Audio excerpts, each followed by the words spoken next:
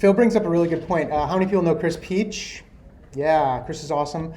He is an artificial intelligence practitioner, et cetera, doing awesome stuff in the education field with that. I've talked to him a number of times, and he's said, I wish I took a little more systems when I was in my undergraduate and graduate career, because all of the AI systems he uses were built on the back of a lot of systems things, and they have to be fast, and they have to be very concurrent and parallel and so forth. And he kind of thinks, oh, I wish I understood that stuff a little bit more, because it's so important to what I do, and it would probably help my career if I did a little bit more, if I had known a little bit more about that. Although he's doing just fine, for what it's worth. But okay, thank you, Phil.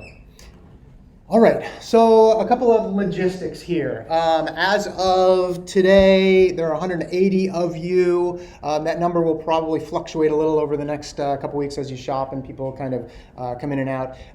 But what that means is we're going to need a couple more CAs because lots of you signed up, but we will work on those details. You should know C and C++ reasonably well. If you went through 106B and 107, I would say that or 107E, you know C or C++ pretty well. You should be able to write relatively complex programs. Okay. The other big thing about this class is you're going to be reading a lot of code, particularly header files and auxiliary code that we give you for your assignments. You will be surprised at how much code you actually have to read in order to just start the assignment. Like, you can't really go anywhere until you understand the interfaces that we built for these assignments, and you have to be able to read a lot of code. So just prepare yourself mentally for, I'm going to see many files I have to read through before I can even start the assignment. But that's okay. You learn lots and lots of code if you end up in software engineering or so forth. I was actually at Facebook this summer, and my job the first 2 months was just read through the code that we already had for our team and try to figure out what previous people had done. And it took me a while to get up to speed, but hey, I had to read a lot of code, and there you go. Okay, you should be familiar with Unix or Linux, GCC, Valgrind, and Make. They are not. If you took 107E and you're like, I don't know what Valgrind is, then no worries. It's not hard to use. It's just a program that actually allows you to test your code for memory leaks and so forth. GCC and Make, we will primarily use Make files for this class. So if you did that, you should be just fine. And we have a bunch of CAs. The CAs are going to hold office hours. They're going to lead your lab sections on Thursdays or Fridays, and they're going to grade most of your work. So get to know them well. Okay. All right. Course website. It's a cs110.stanford.edu. Pretty straightforward. We are going to have a Piazza forum, like you've probably seen in other classes. It's a good place for you to ask questions. Please answer them when you feel that you are able to, because we can't answer them at all hours of the night, although we do our best to do that. And then we have our office hours as well. Phil, I apologize, I didn't put your office hours on the slide. I'll update it. Phil will have office hours as well, and the CAs will have lots of office hours. One thing about office hours for 110, we don't look at your code. They're not going to look at your code. They're going to talk about your problem with you and say, hey, what do you think's going on? And you say, hey, I'm having trouble understanding this and so forth. We're not going to look at your code. That is after the first assignment. It's kind of a getting up to speed, and we're going to relax that a little bit. But this is not a class where you can go to the CAs and say, hey, can you write this function for me, right? Not that you did that before, but that's what it ends up being a lot of times when you don't know what you're doing. So we're not going to look at your code, and that is hard for some people. But it will make you a better programmer, because you will go to office hours and know what your questions are, and you are going to, at some point, have to become more independent a programmer. Well, now's that point. So that's that. Okay, there are technically 2 textbooks for this class. The first is the textbook that you may have used for 107, the Bryant and O'Halloran book. It's pretty good. It goes off in a little different direction than some of the stuff we do, but it's a very good in-depth kind of overview of the things that we're going to talk about during the class. And then there's another book on kind of systems in general, which actually gives a lot of information about the second assignment that you're going to do. So if you never pick it up again, get that, and it is free. You can get it online. Am I squeaking like this? Sorry about that. Move this down a little bit. There we go. That's a little better. Maybe? Still. Has it been squeaking the whole time? I think it's outside. Oh, it is outside? Okay. Sorry, it sounds like one of those microphone things. Okay, anyway. So the second textbook is, it's got a lot of information about the Unix file system that you are going to be looking at. So you can take a look at that, and it's definitely something good to start reading very soon. But there won't be any assignments from the textbooks in particular. Okay. The lecture examples. So we're going to do a lot of coding in this class, like a lot of live coding and a lot of showing you examples, and you're going to read a lot of code on the screen and so forth. You can get the programming examples, unless we come up with something like brand new on the fly, from an online repository on the Myth Machines. Download that. I'll show you a little later how to actually do that.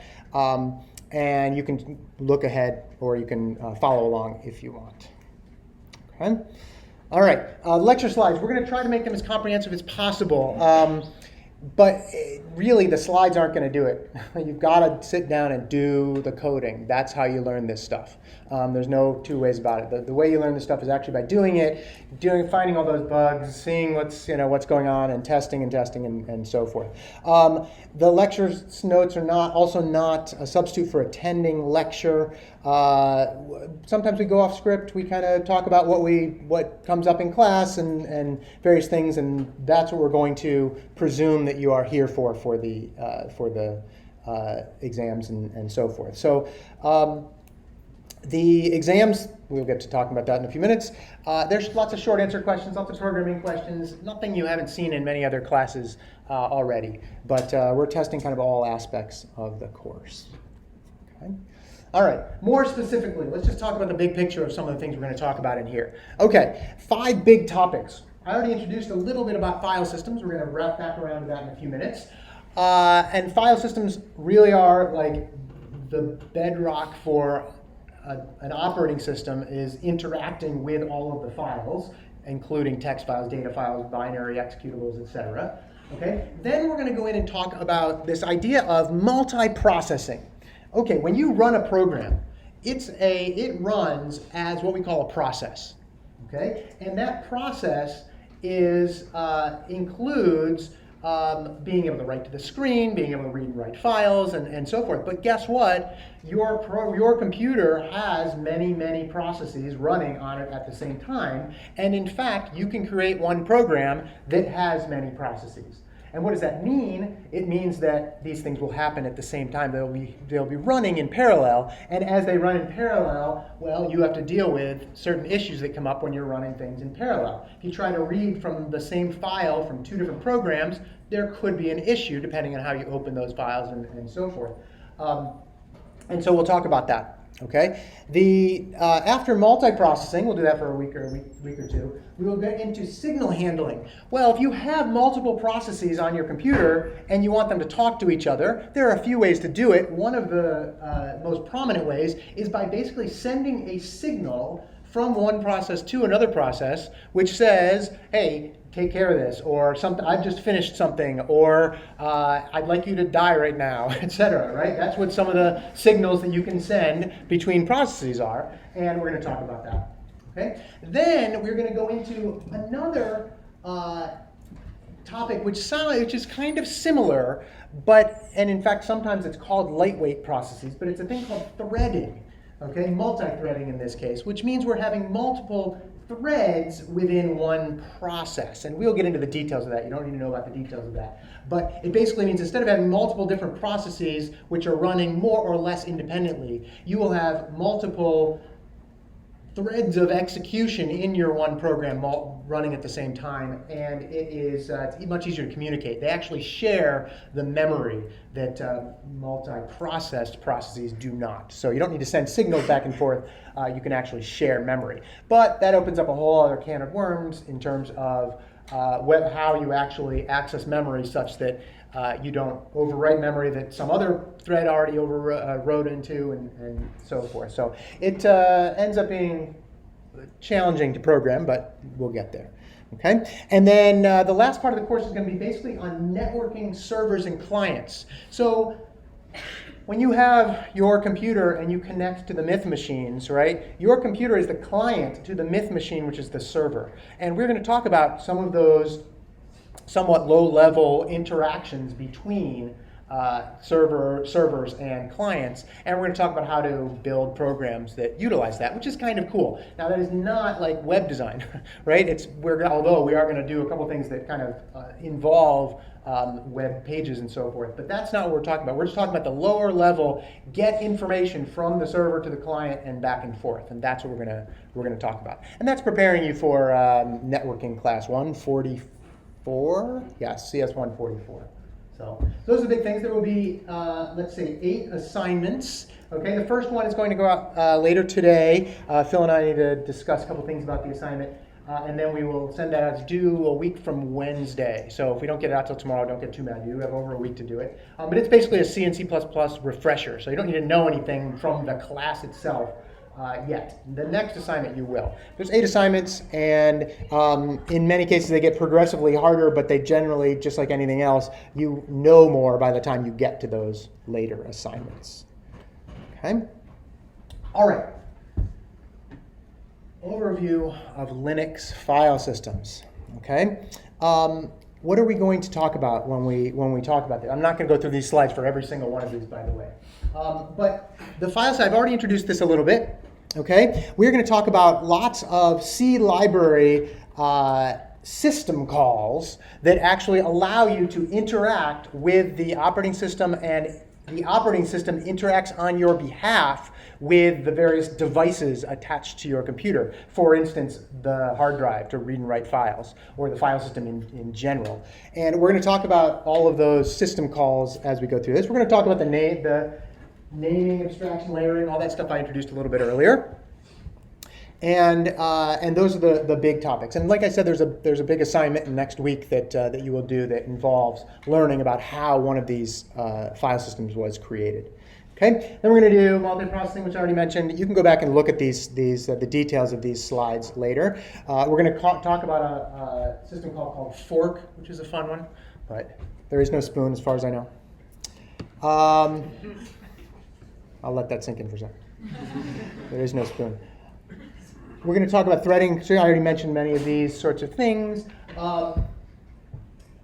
The threading and concurrency, this is basically that idea that I was talking about where you have multiple things happening at the same time in a process, and there's lots of details about making sure those interactions don't work the way you want them to. It's very easy to write a multi-threaded program that doesn't work, even though it seems like it works, but it doesn't. Very easy to do that. So lots of details there that we don't need to go into right now, because we will get to them later. And then finally, as I said, we're going to do networking and distributed systems, and lots of low-level stuff involved with that as well.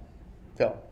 Yes, actually, I think one good question is, why do we start with a file system?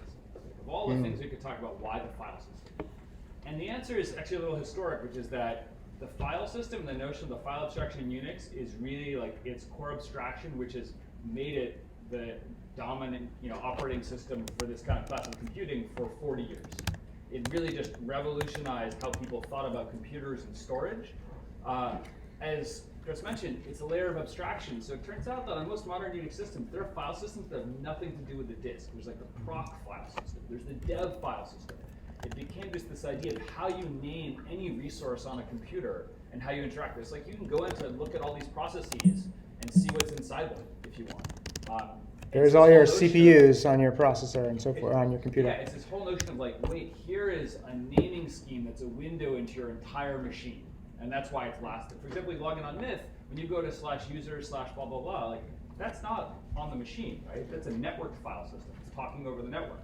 And so that's why it's this amazingly powerful abstraction, which just historically we've seen was awesome. And that's why you're starting there. That's a very good point. Phil's point about everything's a file in Unix is not too far from the truth. That pretty much everything in a file, or everything in a Linux system, it can boil down to, treat it like a file, it'll probably work out all right. And that's what we will get into. So thank you for bringing that up. Okay. So, course expectations, a couple things here. Phil, is this what we agreed on with the with the? Obviously it is. Yes. I put this together this morning. Went, I forgot exactly what we talked about. But this is what will be 60% of our final grade will be the assignments. So the assignments are going to be worth a fair amount for this class. They take the most amount of time for you to do, and they take the most of your mental effort. So we figured that it would be better to have the assignments be worth a higher proportion than maybe in other classes, just because it's the amount of time you spend should be proportionate to your grades on that aspect of it. So that's that. Like I said, some assignments will have some assignments will have a single file that you write the program and you're done.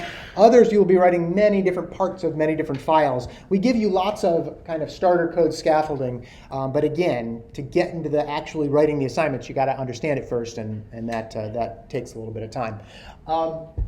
Late penalty, this is a little different than some other classes you may have had. If you submit on time, you get 100% of the points if you earn them, of course. If you submit up to 24 hours later, your score is just capped at 90%. So in other words, you get 100, it's just capped at 90. If you get an 85, you still get the 85. Okay, there's no other penalty in that case. If you need more time, another 24 hours, you can submit, and it's just capped at 60%, which doesn't sound very good, but if you're stuck, that's the way it goes. At 48 hours, after 2 days, we're just not going to accept the assignments. Okay, and the first assignment, there will be no late days. We expect, just because we want to get it graded and want to get back to you and want to get you going on that. So first assignment, special case, no late days allowed. Okay. If you do need an extension of some sort, talk to Phil and I. Generally, we'll say probably not, but it depends on what the emergency is and so forth. So obviously, we're not. We are humans, so we will talk to you about these sorts of things. Okay, discussion sections. So this is a somewhat new part of 110 over the last few years.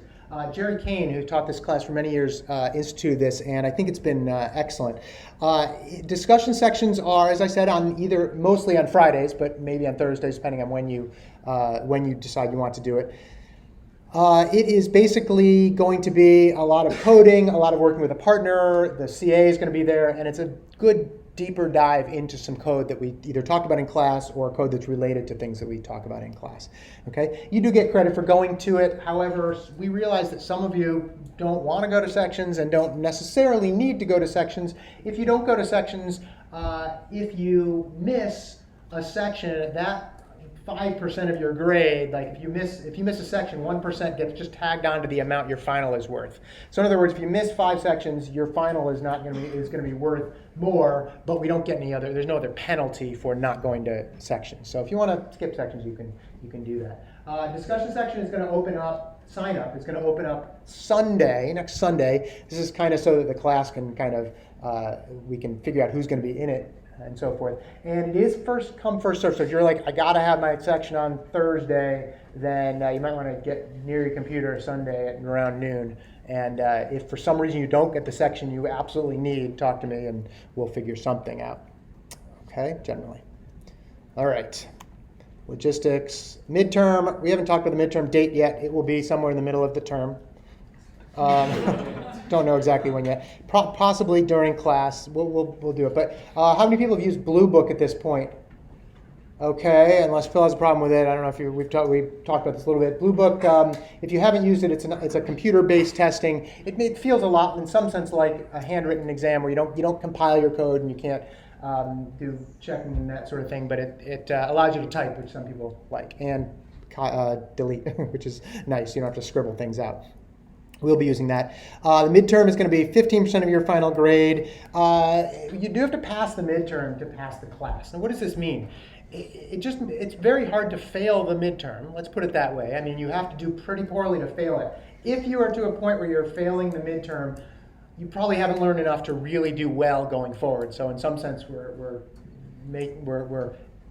having a forcing function that says you're not going to make it through the class, so we're not going to let you pass. So that's what's going on with the midterm.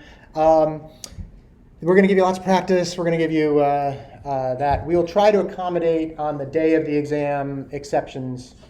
Don't stress too much about that. If you do know if you have a testing accommodation, let us know as soon as possible. so that we can make sure to schedule those things appropriately. Okay? All right, and then the final exam, it's Friday, December 13th, which I think is the last day of exams. Oh, always hate it when that happens. I mean, I don't mind it too much, except that we have to grade it like really quickly, and it's just kind of annoying. And you guys have to stick around for a while. Unfortunately, because it's on the Friday, there's really very little leeway for any exceptions to the day of the exam. I don't think we're really going to be able to give it early, and we can't give it late because we need to grade it. So if you don't have that day set aside in some form or another, probably not the best quarter to take the class. Or talk to us very, very soon, and we'll see what we can do, but I can't promise anything. Okay.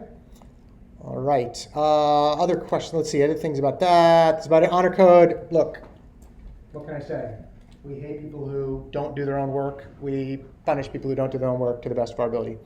I don't think there needs to be said too much more about that. Don't look at other students' code. You can discuss your assignments all you want, but you should not be discussing lines of code. And please don't put your stuff on GitHub and so forth, unless it's private. Private, obviously, you can do that. But something public that I can go search for, we won't be happy about that, even after the course ends, please. Okay. All right. What logistics questions do you have before we dig back into the stuff? Yes. Lectures are not recorded? Lectures are not recorded. I may put some screencasts. I forgot to start the screencast till 10 minutes ago, but I might put some of mine up as screencasts. I don't think Phil does that, so it will not be recorded in the same sense as other courses. Yeah. Are there lecture recordings from previous quarters available? Not really. I mean, if you can find them, you can find them. But I mean, I think coming to class is important. Yeah. I mean, if you have a conflict, probably not the right quarter to take the course. I'll leave that as the line. What other logistics questions? Yeah. Partner assignments ever? Say again? Partner assignments ever? Partner assignments. We're probably not going to have partner assignments. Maybe the last one, depending on what Phil and I decide. But probably not. We want you to be independent programmers in this course. Yeah. Other questions? Yeah. Are the book sections listed in the calendar? Are they for the class that they're listed under, or are they for the... Oh, good question. The question is, are the book sections listed on the calendar for the class? They're generally for the class, so you might want to read them ahead of time. But reading them ahead of time is good to get prepared, but if you read them after, you'll already have the material. I mean, it's up to you. Yeah. Good question. It's going to be, there's going to be a link on the class website. I will also put something in Piazza well ahead of Sunday. It's a sign up from the website. Yeah. Yes? So this is the only Friday where we'll have lecture? Correct. This is the only Friday where we will have lecture. Yes. Other questions? Yes.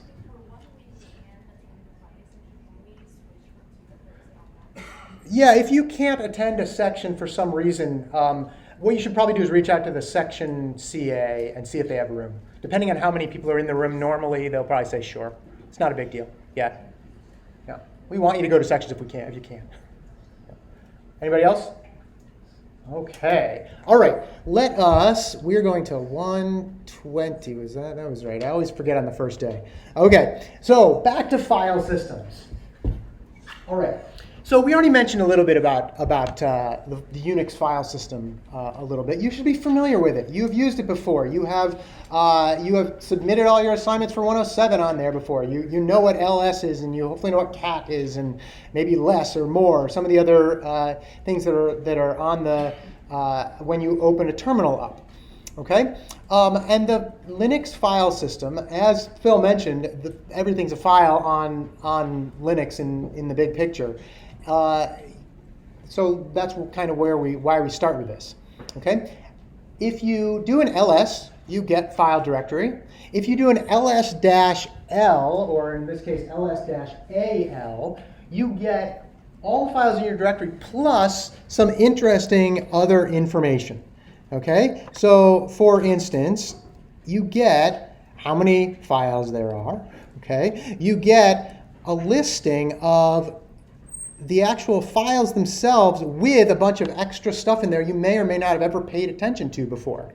Okay, in Linux, when you get this listing like this, the first character in this line down here could be either a dash or a D.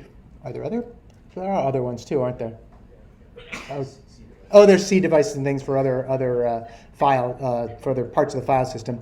But the ones we're generally going to be looking at are D or the dash. D just means it's a directory, okay? And in this case, there are two special directories, which hopefully you already know about. There's the dot directory, which means the current directory you are in, if you're in the terminal. And there's the dot dot directory, which means the directory just prior to the one you're in.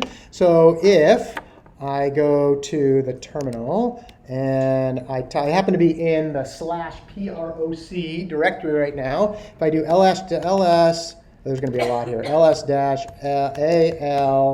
and then I'll do it through this. There we go. So you can see there's lots of directories in there.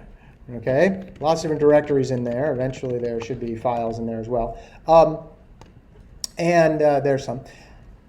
And you can see that that's, let me go to another one. Let's just go to /user/class CS110.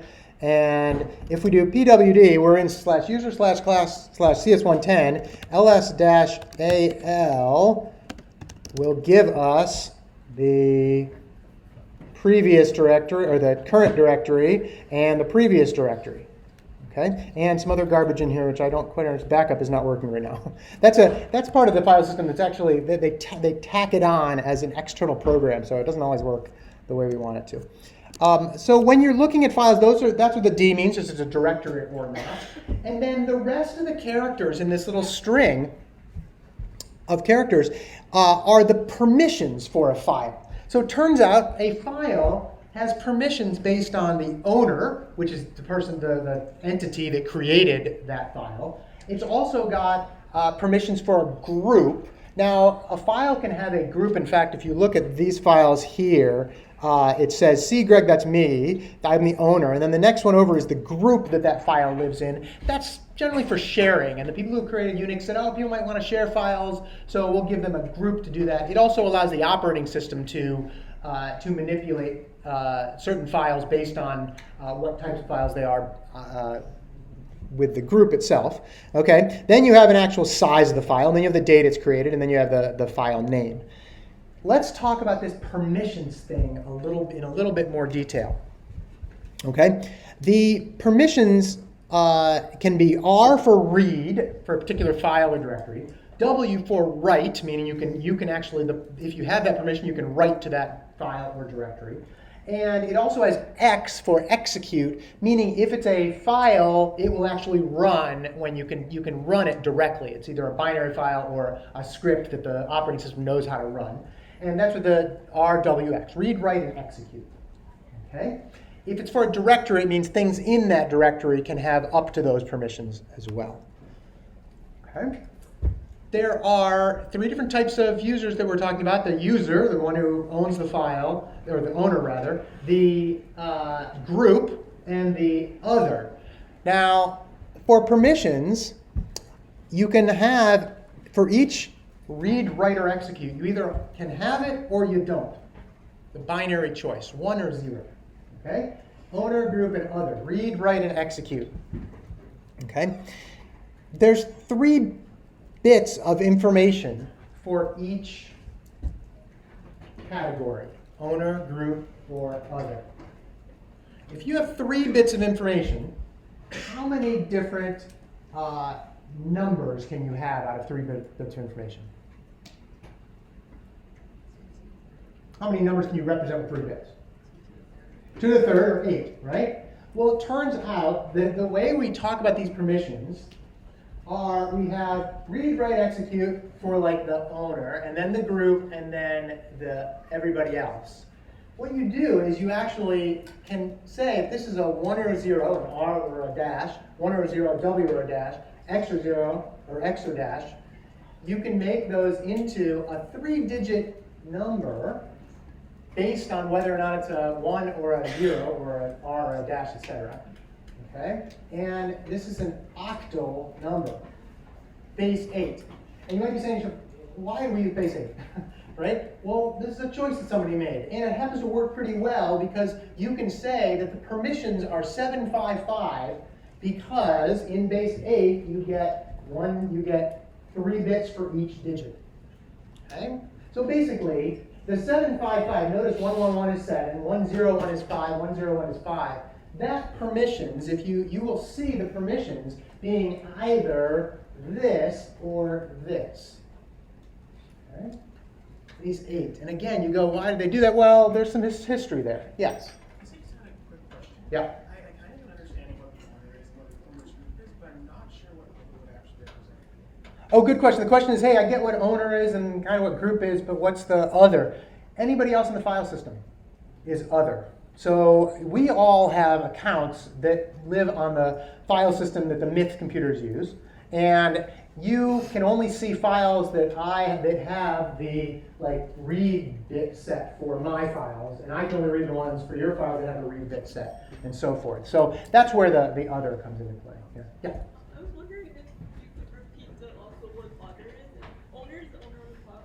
Owner is the entity that created the file.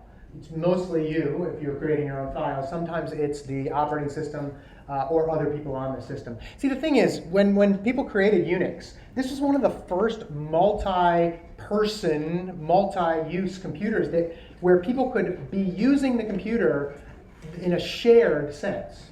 So they're using the file system and sharing it. And although back originally people said, well, we don't need any permissions because people are just nice, right? Well, that doesn't really work quite anymore. And there's also reasons you don't want to have people just accidentally, trust me, there's lots of times I've accidentally tried to remove a file that I didn't have permissions for, and I went, oh good, I'm glad I didn't have permissions for that, because it would have destroyed my file system. So that's a good thing. But there's some security ramifications and so forth. But that's why we have these permissions at all, is so that we can have multiple people sharing the resources. And the operating system can manage that. Yeah. Sorry, what was the group? Sorry. The group is, don't worry too much about the group. It just basically means a subsection of the users that are designated in a file that says, oh, you belong to that group. And you belong to a certain group, like maybe you belong to a student group, or maybe you belong to someone, and it's listed there. There are challenges with that one group per file sort of thing, but it's a Phil. It's actually a good, sometimes others also called global or world, because everybody can touch it. And I think a good example of owner group other is there's stuff in the CS110 directory, which say only Chris and I, or Chris can read or write, but anyone in the group CS110 staff can read it, because it's, let's say, grading information, but the world can't read it. We want anyone to read it. But then there are things in the directory which are readable by the world, because we want all of you to be able to read it. So there'll be things which would be, say, 750, or sorry, 7 or maybe 640, which would be, gosh, Chris can write it and Chris can read it. All the rest of the staff can read it, and nobody else can read it, or nobody else can touch it or see that it exists. Yeah, good point. I just was going to, hang on, there you go. So if you, let's just do one of these right here. Get to your question in 1 second. My pen is not working, that's what it is. Hang on. No, pen's not working. If you have 640, okay, it actually, hang on a sec, use cursor, there we go. I'll do it over here. If you have 640, right? Well, what does that mean? Okay, that 6 would be what? 101, right? That's 6. No, sorry, 110. I wish I could do my binary. 110, and then 100 and 000, meaning that the owner can read and write but not execute. And there's reasons you don't want to execute a file that's not executable. And then all the group would be able to read but not write and execute, which means if you want to have a file that's read-only, you will see lots of those when you get to samples for the assignments and so forth. You can read them, but you can't write to them because we don't want you to overwrite them. And then others could not do anything in that case. Okay. You had a question up there, and we'll get here. Yeah? Why were there like dashes and zeros here, but like not in the previous? Why were there dashes? There are dashes here. Where it's like R dash X versus like, I think in like the previous example, like they're just like more. Oh, okay. I think there was always the dashes in there. Yeah. Okay, good question. Yes? If someone has write permission, can they also change all the permissions of the file? Oh, good question. If you have write permission, you cannot change the permission for the actual file unless you have write permission for the actual folder itself. is the way it works. Yeah. So no, you can't get around it by just doing that. Good question. Yep. Is it only the owner like designating permissions for? Generally, the owner has the permissions to do the writing, but again, it depends on the folder you're in actually as to whether or not you can change a particular file in the directory. Yeah. How do you define the permissions of the folder? Because I thought you said that the permissions of the folder decide like the max permissions of the files in the folder. Good question. It's a bit in the weeds right now. But if you have the permission to write to a directory, you can change any permissions inside that directory, right? But if you have just permissions for a file in a directory, you can't change that permission itself. That's the kind of the way it works. Yeah. If you have more questions about that, ask them right after class. Other questions on this stuff? Just wait. It gets a little bit hairier. Okay. All right. In a Unix system, now one of the things we're going to talk about going forward here is these things called system calls, and I mentioned them a little bit earlier. A system call looks like a function, and as far as C is concerned, it's kind of a function. But really what it is it's your program's ability to interact with the operating system. In other words, the kernel, which is part of the operating system, is a program that's running, and you are basically asking the kernel to do something for you. They don't let users directly access hardware, for instance, like hard drives. You may think when you open a file you're accessing the hard drive your program is. It's not. It's going through the operating system to do so. Why? Security. That's why and just so things won't get messed up. But that's the way it works. So we'll talk about these things called system calls, which are, which an example of one is the open system call, which means to open a file. Okay? And it looks just like a function. Now, here is the system call open, and keep in mind this is a C function. And here's what it does. It allows you to open a path name. You give it a file name with the path that associates with it. It will open it in the current directory if it's just a file name. You just give them a name. And then a bunch of flags that are associated with that so that it knows how to open the file. We're going to talk about that in a minute. And then there's another way you can use open, which has the path name flags and then a mode. And the mode is associated with changing permissions. If you're a C purist, you will notice that this seems to be an overloaded function call, which is not possible in C.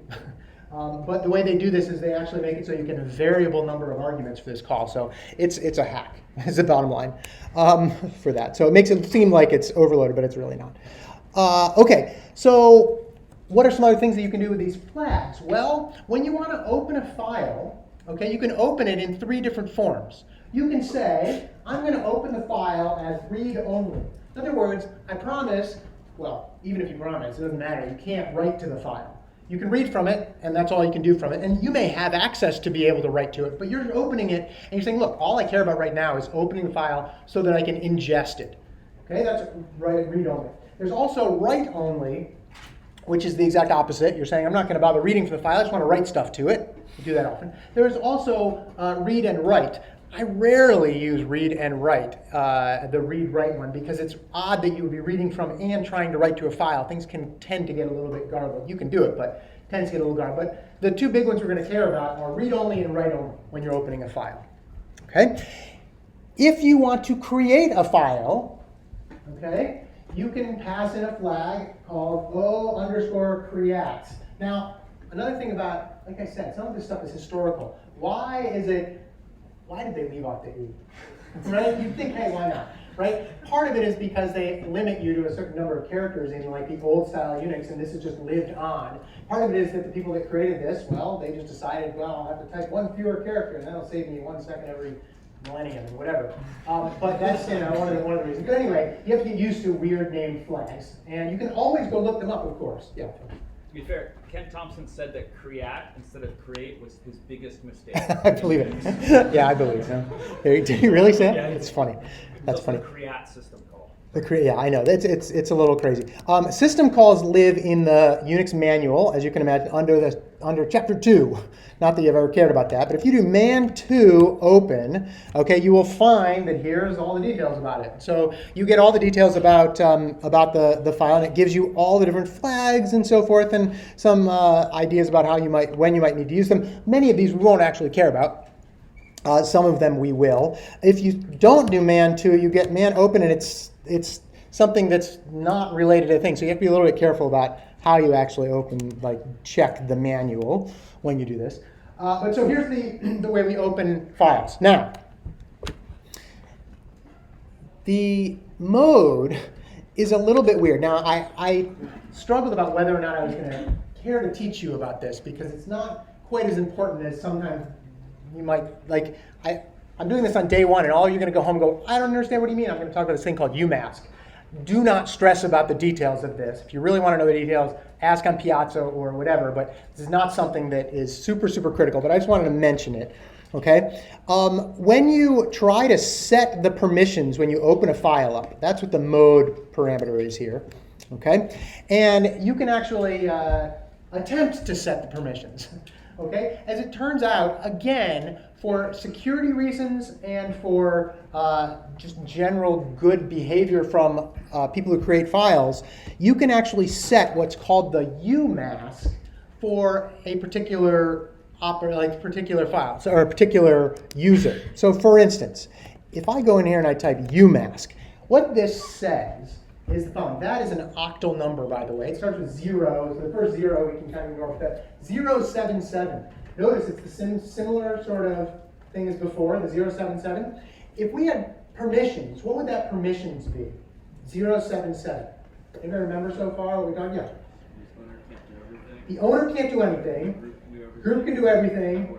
Everyone else can do everything. Seems like an odd set of permissions, right? That's because this is the inverse of what it really means, right? When you have a UMask, it's actually going to mask out the permissions that you are allowed to set. So it actually is it's the literal bitwise inversion of all this, which means that when you have 077 for the UMask, it means that if you try to create a file, it will be created with the user being able to do everything, the group being able to do nothing, and the owner everybody else being able to do nothing.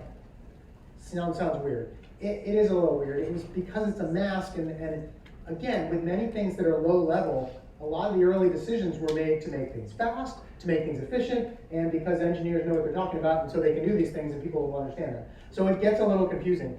All this means is your UMask, if you try to create a file, it will have the permissions of you can do everything, and then nobody else can do anything. That's what that is going to mean. Yeah. That applies to all the files in the CS one-time directory. It applies to my process, actually. So in other words, it's set for you when you log on. I'm going to change it right now. UMask 0. Guess what? Now, if I try to touch a file, it would do that. I'll demonstrate that. Okay. Let me make it go back to UMask 077. Let's see if this works. It may not give me the executable one. I'm not sure. Touch test.txt. Oh, thank you for being slow. I don't know why that's so slow, but it is. Maybe it logged me off. Hold on. Let's try it. There we go. Okay. Let's just try it in my. Okay. Do I have a test.txt? No. Touch test.txt. ls-l test.txt. Let's see if it did it. And it didn't do the X. I'm not sure why it didn't do that. Touch doesn't do that. Yeah. If you were to create a file, generally it would do that. Now, let's just try one other thing. UMask 0 and then touch test.2.txt. ls-l test2.txt. Yeah, okay, so touch won't give it touch has its own what it wants to do. But when I change that, it basically means that now when I try to create a file with a certain permissions, it first masks it with that UMask and then creates the permissions I ask for. The reason I'm showing you that is because when we do something in a second, you're going to go, that doesn't make sense. Now this is going to clue us in a little bit to why this is the case. We will get there, okay? Bottom line, there is this weird thing called UMask, which says, if you try to create permissions, I will first see if you want me to create those permissions in a global sense, and then I will do it, or maybe not. That's what it kind of comes down to. Okay? If you are in a C program, you may change your UMask, but here's a weird one. If you call this function UMask 0, it changes it to 0. This is the only way you can figure out what the UMask was. If UMask starts out at 7077, and then you call UMask 0, what have you just turned it to? 0, right? And so what happens is then this, and it returns to you the 77. So what do you do immediately? You change it back to 0. So it's again, it's a weird C sort of thing. Let me demonstrate this to you in code. Okay, let's see, CS110, lecture example, fall lecture examples, there we go, and file systems, there we go. Okay, I've already got the file in there. UMask, where is it there? Show UMask.c. Okay, so, hang on, there we go. All right, there's the file. Okay, what is it doing? It's just checking the UMask, which changes it. So it's immediately setting it back, and then it's printing it out using a fancy way of printing octal numbers. And so if we run this, we can do make show UMask. Oops. I didn't put the actual. Hang on. Yeah, I forgot to include the actual. Oh, pound sign there. Okay, hang on. Vim show UMask.c.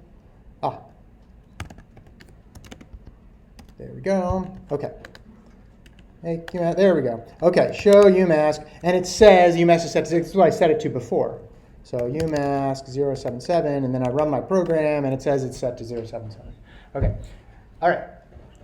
Put that aside for a second as we go on, because you'll see where this becomes important in a minute. Okay?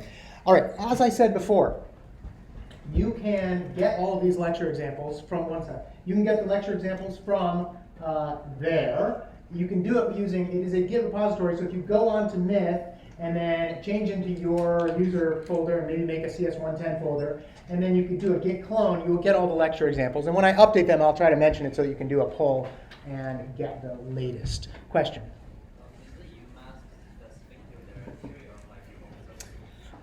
UMask is specific to a process, and it starts out with a default value given to you by the people who created the Unix system you're on. That's how it works. And you can change it and so forth. Again, I don't want people to dig too much into the weeds of UMask because it's just kind of an ancillary thing that's you'll see it again, but I just wanted to introduce it. Yeah? So I'm guessing when you use UMask with the open function, then does it set it back to the original UMask afterwards? When you use UMask to the original, yes, it will set it back to the original. Because it kind of takes a copy of it, and when you run a program, it runs in its own process, and it's a process-based thing. So you can change it, but it will not change it for your operating. Yeah. So on different operating systems, we call the C function open. Does it call it different? That is a great question. That's a great question. On different operating systems, when you call open, does it call a different version of the system call? Absolutely, although some operating systems don't have that. I mean, this is a Unix system call, as it turns out. So on your Windows, there's probably an equivalent open command that's fairly low level, but it may or may not have the same parameters, and it may or may not have the same flags, and all dependent on operating systems. Yeah. So we're talking specifically about Linux here in this case, which is based on Unix, which has been around for ages. Good question. All right. So you now know where you can get the code. All right. As I said, to override the UMask, we just set UMask 0, and then it will then let us do whatever we want here. Let us write a little program here, okay? I'm going to call an open example, okay? Open example.c. Okay, there are a bunch of includes you have to do. You do not need to memorize these. You will see them often, but they're for various system calls and functions, as with any other language. But let's write a little program to open a file, and then that's it. Okay, it's going to open up the file, create it, I should say. It's going to create a file on the disk. Okay, let's start out with constant. Const char star k file name equals my file. Okay, does anyone know why we put k in front of a constant? It stands for constant, but I'm not sure why it's a k. That's just kind of maybe I don't know why they didn't make it c, but they made it k, so it's constant. Okay, so if you see that, you don't have to do that, by the way. It's just something you'll see throughout a lot of our code where we just say constants will have k, and you'll know that if you see a k, it's probably a constant, etc. Okay, all right. So let's see, let's do a little bit of error checking here. Const int k file exists error equals 17. How did I know it's 17? I looked it up, right? You can look these things up if you want.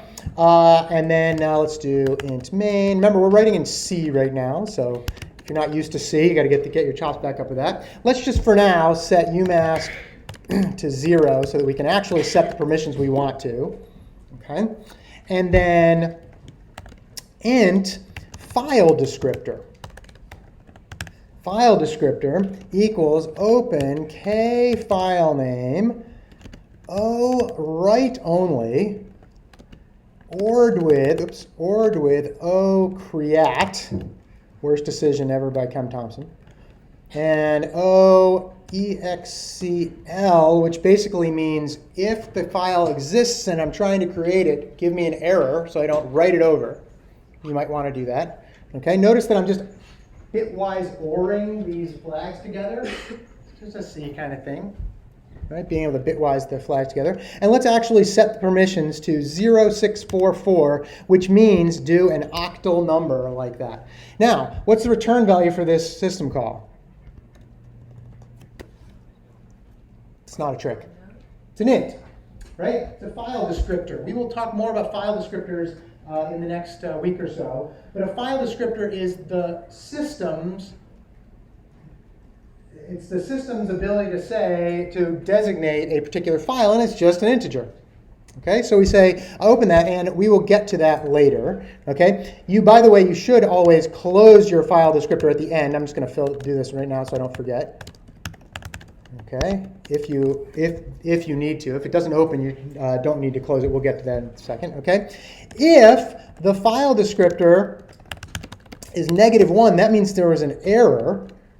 Okay, so let's printf something like there was a problem creating. Let's do %s, and we'll do that. Oops, and we will do that. And k file name. So we know there was a problem creating that. Okay. Okay. And let's do this. Let's actually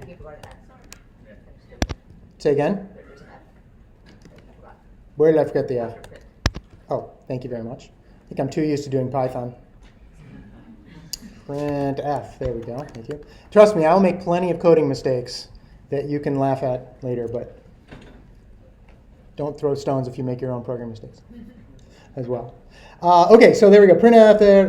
Let's do this. Let's say if error number. That's what happens if there's a global variable in C called error. You probably used it in CS107, I imagine. K file exists error. If it's that, we can actually say printf the file already exists. Like that. Okay. Else, we can say printf something like unknown error number, and we'll say what the error number is, and that's that. So this is just basically doing a little bit of error correction. For our class, you don't need to do much of it. You should do it in cases where it seems important, but for the most part, you don't need to do too much of it. Okay, and then we already closed it. Okay, we should also, if we got to this point, return -1, which tells the operating system, hey, something went wrong. Okay, and then we should close our file and return 0.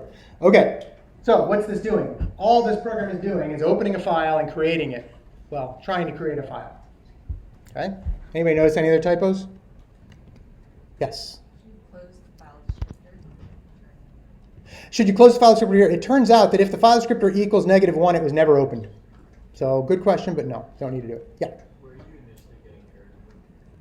Good question. I thought maybe somebody bring that up. Man, Arno, and it says Arno -- list, and it gives you all the error numbers you might want. Let's see if 17 is the one we thought.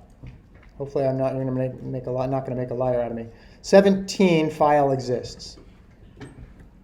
That's how you get them. Okay, there's lots and lots of them. Some of them are overloaded, etc. Okay, let's try to do this. Make open x. Okay, open. What file number did we say, or file name did we say? I just want to make sure it doesn't exist already. My file. Oh, it was there. Haha. Okay. Open x. Much like many programs don't tell you anything when they do things correctly, this is one of them. ls-l open x. Okay. And it was rwx. We wanted 644. That doesn't seem quite right. Maybe there's a UMask issue. Maybe I didn't type the UMask. Oh, no, duh. Thank you. ls-l my. Oh, there it is. We did do it right. Okay, so there's my file. Let's try running it again. OpenX. This time it says there's a problem creating my file. It already exists. Okay. All right. Questions on that one? Yes. What does closing the file descriptor do if the file still exists? Good question. The file descriptor is for open files. So the question was, what if you close the file descriptor, doesn't that just destroy the file or whatever? No, it just tells the operating system I'm not reading from it anymore, or in our case, writing to it anymore. That's all it does. It's bookkeeping for the operating system and for your program to say, oh, okay, now I have an open file. Here's how I refer to it. That's all it is. And in fact, it's going to be a very low number in general. Let's see, openx.c, and let's actually print it out. Printf %d file. All right, make openx. I'm going to remove my file so that we can actually create it. And there we go, file 3. Right, pretty low integer there for the file system. Yeah.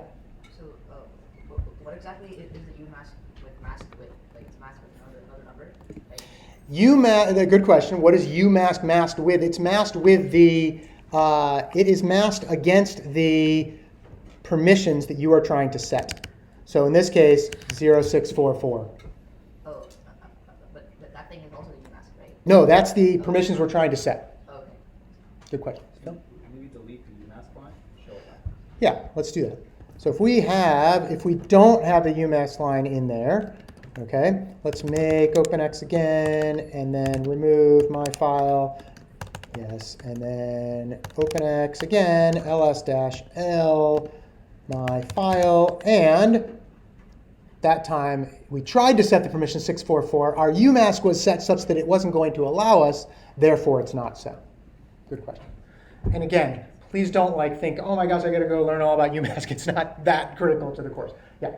If we don't put the close line, what would happen? Yeah, if you don't put that close line, close line? If you don't put the close statement in here to the file descriptor, the operating system will likely close it for you when the program ends. So it's not super critical that you do it right there, but you should be nice about it, Phil.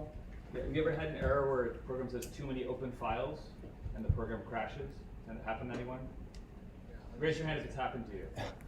Yeah, it says somebody wasn't calling close, and they were just like, the operating system will close everything when I exit, but then the program ran too long. So that's why you want to close, so you don't run out of open files.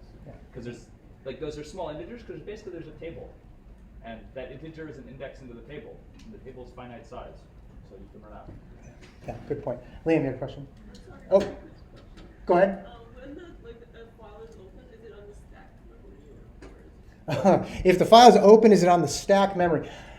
We will talk about where that open is. The operating system is keeping track of it. The operating system actually creates a file, an entry in the file descriptor table, which we will get to later this week. So we'll get at all those things. Liam. Is it a problem that we're destructively modifying UMask? It's not a problem that we're changing UMask at all, because when the program ends, it goes back to the original. or the one that was set when the program started, because it's in its own process. Lots of details. Yeah. What is the zero, long lead, zero beyond, and zero, and what's the purpose of that statement? So what's the purpose of which statement? Like, in line 13, Line 13. you put it in an or statement, so what's the purpose of that? Yeah, so these are bitwise flags. In other words, O read only has a certain value that has probably one bit set. And then O create has another bit set, and O EXCL has another bit set. When you OR them all together, you get one number, which is the number that the open system call knows to open the file as write only, to create if it doesn't exist, and to give you an error. It's a C way of passing multiple parameters, except you only need to do it as one. Yeah, that's kind of a 107-y kind of thing, but that's what that's all about. It's just saying here's the one number we're going to use a whole bunch of different flags ORed together to make it so we only need to pass one parameter. That's just the kind of the way it goes. Yeah. Is there any way to permanently set the UMask either in the program or in the terminal? Is there a way to permanently set the UMask? You can do it in your bash RC when you open it, when you create your, when you log in, it will create it at that point. That's how you can do it, yeah. You probably don't want to mess with it too much. Yeah. Can you change your user ID Can you change your user ID? between like others and Not directly. I mean, you can log in as somebody else, or you can, there's some commands you can be able to do that, but no, you won't want to change. You can't change your username to change the file. If you're creating the file, it will be created under your username. You can then run another system call to change it, but you can't create it in that with a different one. so does it override UMask? Does it overwrite the UMask? No, they're kind of orthogonal to each other. Yeah. Yeah. So is open, is it the main system call used if you want to create files? It is. That's the main system call when you want to create files. Yeah. It's the big one. Yes. Are file descriptors free here? Are- Does that mean in our table of file descriptors, like 0, 1, and 2 are reserved for something special? They are indeed. That's a very good question. The question was, hey, why did our file descriptor become 3? Is 0, 1, and 2 for something? They are. 0 is for standard out or in, I forget. Standard in, I believe, yeah. Or Phil's telling me standard in. 0 is standard in, 1 is standard out, 2 is standard error, which is a different ability to output. Yeah. So yes, they are there. And you generally don't close those. You can, it won't really matter if you do. Yeah. What would happen if you didn't include, let's say, the 0644? If you didn't include the flags, well, first of all, the flags, you need at least one flag because that's what the system call requires. But generally, if we didn't have the O write only, it would probably default to one, I'm guessing. We can try it, yeah. Let's see what happens.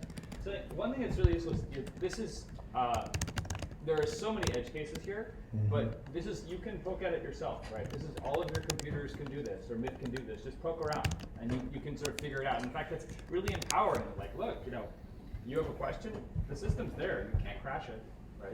Just do whatever you want, see what happens. Yeah, very good point. So we're going to try it. We took out the O read only. Let's see. Did it actually create the file? ls-l my file. It did. So yeah, 0 is probably what the write only flag is, as it turns out. Yeah. So it worked fine. Don't do that though, because it's hard to read the code then. Because you go, I don't know, how am I opening that? Yeah. Is that writing within the file, or is creating considered writing? Creating is considered writing for the purposes of the directory. So if the directory allows you to write, you can create files in it. When you're opening the file, you're not writing to the file. No, you're correct. You're not opening the file to.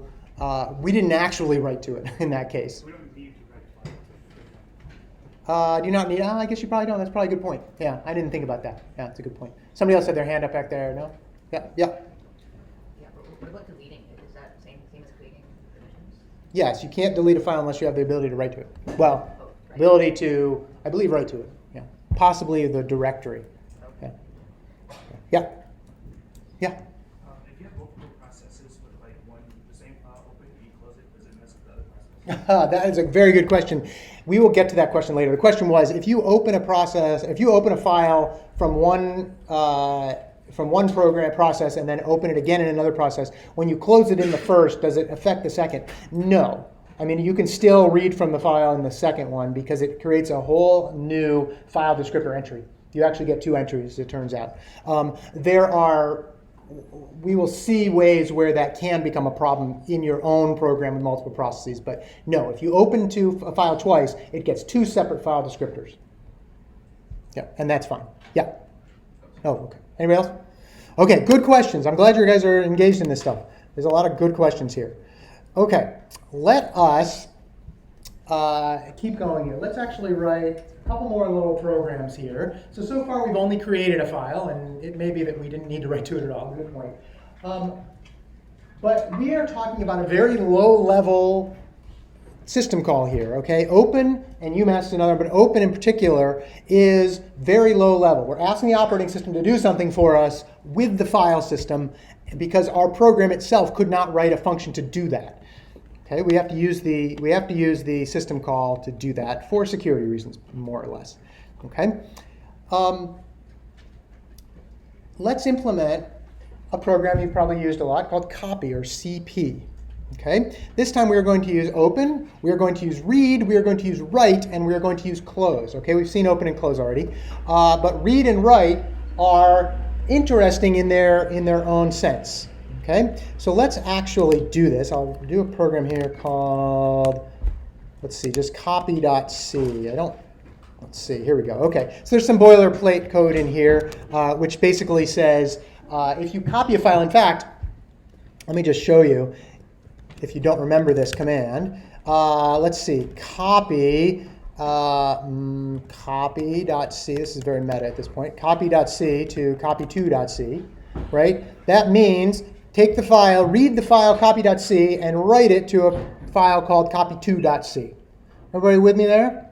Okay, and then if we do a diff on copy.c and copy2.c, they are the same file. Okay, let me remove copy2.c for now.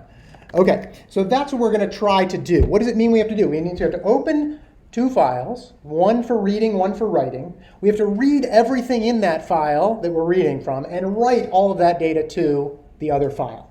Are you with me there? Sounds about right for what we're trying to do? Okay. All right, so here's the, like I said, there's some boilerplate in here that says, hey, if you type the command wrong, just give me a little error for it. Okay, and here's the actual program itself. It's actually shorter than you might think, as it turns out. Okay, so let's do this. Let us open a file. Int file descriptor in equals open argv1, which is the name of the file we're trying to copy from, okay, as o read only. Okay, everybody with me what that's doing? It's opening a file to read from it. Okay, int file descriptor out equals open argv2. Let's do it as o write only. Oops. Is that it? WR only. Yep. O creat. If I could spell, there we go. And OEXCL. We'll make it 0644 again. Why not? Okay. Now we're going to read everything from the file. Okay. So let's do this. Let's create a buffer. Char buffer 1024. We'll read 1024 bytes at a time. Okay. While true, we will break out of this loop when we need to. Okay, s size t bytes read equals. Now, anybody ever seen the s size t type before? You've probably seen the size t type before. The s size t, it's a little bit odd. It's an odd one. It stands for signed size t, which basically allows you to return a value of -1. Right? Why would we do that? If there's an error. So a read could have an error, and it would do that. So that's what we're doing in this case. Okay, size s size t bytes read. Okay, equals read. Now the read command takes a file descriptor, a buffer to write into, and the amount of bytes that you want to actually read from. Remember, in C we can do that for an array. We can say the size of the buffer, which will be 1024 in this case. Okay, and it will try to, I forgot the underscore there we go. And it will try to read that in. If we get no bytes, we can break. It means there were no more bytes to read. Okay, we'll try to read up to 1024. If there's nothing left to read, it returns 0, and we say, oh, we're done reading. Okay, so far so good. Okay, and then we'll have a size t bytes written. Now we're going to have to write this to the output file equals 0. So let's write. Let's start that. We haven't written any bytes yet. Okay, now let's write them all out. Okay, while all those 1024 that we might have just read in, bytes written, okay, is less than bytes read, because we have to read all of them, read. Okay, what are we going to do? We are going to, actually put this in, there we go. We're going to write them all out. Watch this. This is a little bit of logic we're going to have to do here. Bytes written plus equals write also takes a file descriptor, the one we're going to write to, takes a location or a pointer to a location in a buffer, let's say, bytes written, bytes read minus bytes written.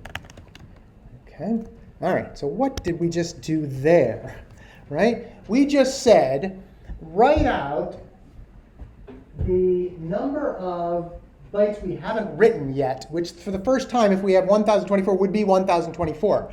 And you might say to yourself, why would the write system call not write out all the bytes we ask it to? Well, it turns out that system calls like write are allowed to only write the amount that they think they can at the time. Okay, obviously it's more subtle than that about why this is the case. This is almost never happens when you're writing to a file system, okay, but it can. And this will be super important when we get to networking, where you can only send a certain amount of things at a time over a network before it starts to get backed up a little bit. And your write command may not write all the bytes that you ask it to. So what does this mean? It means we have to put a little while loop and say, oh, okay, I am going to try to write 1024, or however many bytes are in my buffer. I am going to get back the number of bytes written, okay? And I'm going to add that to the number that I've written and then do a little bit of arithmetic to go farther down the array and write the next ones the next time. Okay? So it's just that you have to do this while loop because there is no buffering with write.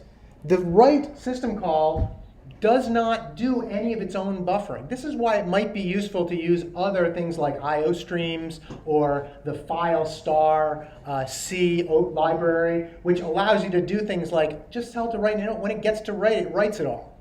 No, we're doing it much lower level now. We're saying try to write 1024 bytes. Oh, you can't? Okay, I'll take care of it and try again until it writes them all. Okay? Interestingly, the read command will actually what's called block until it reads all the bytes there. You know if there's a timeout on that? I don't know if there is. I don't think there is. The read command, if you try to read 1024 bytes, it will read 1024 bytes if they are in that file. If it can't read them for some reason, it will just wait around until the hard drive gives that information to the file. Okay? So it's low level enough that you have to handle some of these interesting things. Okay? All right, so that's what we've done there. So let's see, do we need to do anything else? What have I not done yet? Close the files, right? So in this case, we got to close fd in and close fd out and return 0, which may already be there. There it is. Okay. Anybody see any mistakes here? Yes. Oh, we're not going to worry about the UMask right now. Good point. We would have to have the UMask to get the actual correct permissions. Good point. Many times you try to do the permission, and whatever the user wants, you let that happen, which is what's going to happen now. Comment, Phil? Yes, I don't want to do it because it's going to make the code much more complicated. But what if write returns an error? Oh yeah.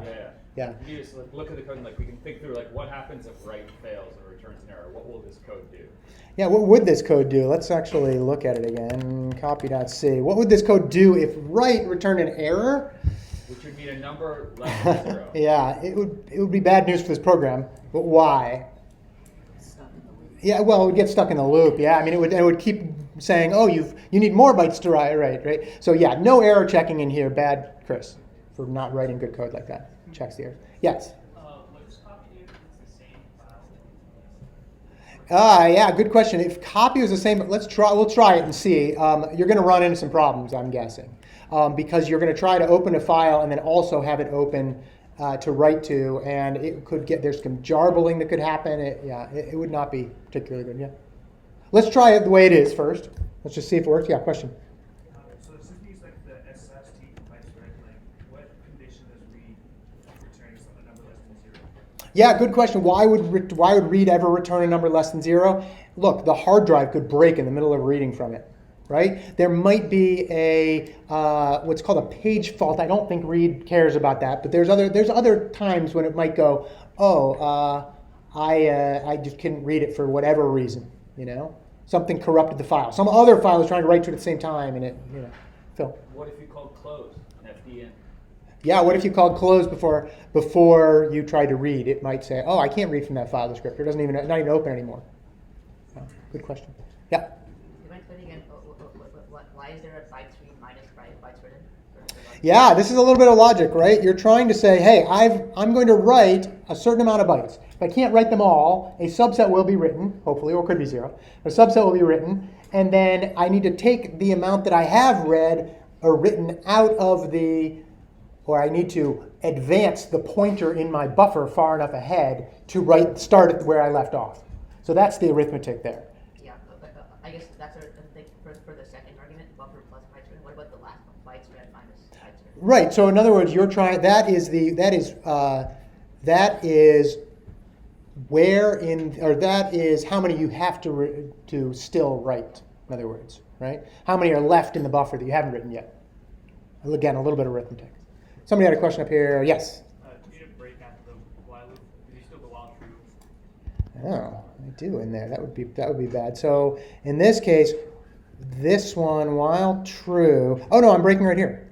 Or that's only if bytes read 0. Eventually, that will be the case, right? So in other words, it's going to read a bunch of bytes.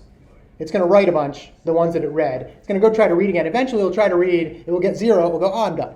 I think our logic's okay in that case. Yeah. Yeah. So, quick question.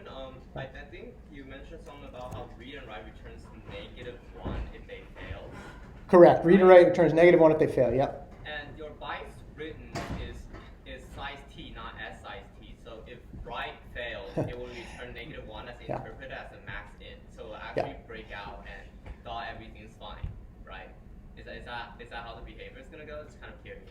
Yeah, I guess it would actually. If you wanted to look at, if you want to think of it, it would because of the fact that we're using an unsigned variable. Yeah, it probably would. It would probably seem like it's right, but not right. Not copy the whole file. Yeah, good question. Okay, can we try it? Yeah, Ivana. We know how much we're trying to write. The question was, do we know how much it's writing each time? The buffer is 1024, so it's trying to read 1024 bytes each time, or it will read 1024 bytes each time until there are less than 1024, in which case it will read only that amount, and then the next time it will read 0. You don't know each iteration. I mean, you're trying to read 1024 each time. And why did I pick 1024? It just sounded like a good number. I mean, there's no, you want to kind of make it so it makes sense for your program. Yes? So why is bytes written size t instead of size t? Why is bytes written size t? It can never be negative. Should never be negative anyway. Yeah. Okay, let's try. Okay, so let's see. I already did this. Make copy it is. Copy.c to copy2.c, right? Different diff copy2.c. Oops, and copy.c. There we go. Yeah, they're the same. Okay, so we can draw, and you might think I did the same one before, copy3, and same thing, diff copy.c, copy3.c, and there you go. Good? Okay, so what we're going to try? We're going to try to write and read to the same file. Exclusive will stop that. Exclusive will stop that. Let's try it. copy.c to copy, let's do, just in case we don't ruin it, copy 2.c. We didn't have an error to check for it. So let's do this. Vim copy 2.c. This is not a copy. Okay, now it's really weird. Someday I'm going to look back and go, why did I have a file called this is not a copy, called copy? Okay, copy 2.c to copy 2.c. Okay, then copy 2.c. Yeah, it's fine. It's just going to write the same file. It's going to not change it, as it turns out. There's an error in there that would have stopped it from doing that. Okay, we are getting close to the end. I don't want to jump into the next stuff right now. What other questions do you have about this stuff so far? It's pretty low level. The assignments are challenging in the class because it's pretty low level. We will rise to a higher level for many of the things that aren't important for the class. So you'll be writing in a lot of C++, which means you can use I/O streams and you can use things. But you will use lots of system calls for other things as we go forward. All right. Other questions? Phil, any last minute comments? Sure. So, with respect to understanding the systems down below, I actually have a good story. I'll leave out a name to protect the innocent. Just that there's a student who did chatted with me and wanted to do some research, and had taken CS110. And ended up, it turned out it wasn't a good fit for the research, but I chatted with some people at Disney, and he ended up doing an internship at Disney with their file system group. Because when Disney is making one of their movies, those file systems get completely hammered. And it means every 5 years they have to spend $20 million to buy a new file system. And they saw their core server was just getting hammered, and they couldn't figure out why. With the student who had taken CS110, in the space of a summer, figured it out. And the person who ran the file system had a bug in his program, so it was querying files. And so, literally, just with CS110 knowledge, saved Disney $20 million. Because those people hadn't taken CS110, but he had. There you go. Good. All right. If you have other logistical questions, stop up here. At least I'll be around for 10 more minutes or so, and we will see you Wednesday.